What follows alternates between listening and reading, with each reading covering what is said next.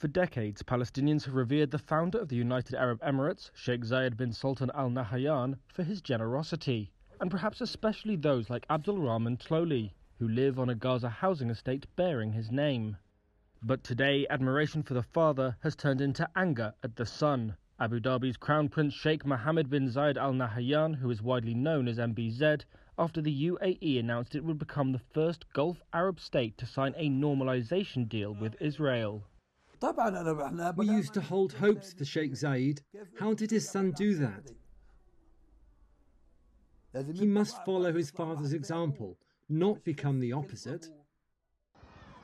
Sheikh Zayed City, with its paved roads, multi-story buildings and gardens, changed the face of northern Gaza when it was gifted to the Palestinians. It adjoins Jabalia, Gaza's largest refugee camp. Abdel Rahman used to live there, before Israel bulldozed his home during the second Palestinian uprising.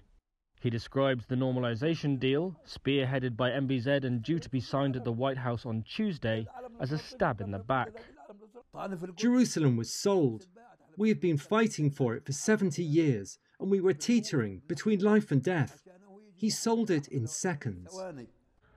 Abdel Rahman says he now wants nothing more from the UAE, describing the relationship as being fed before being slaughtered.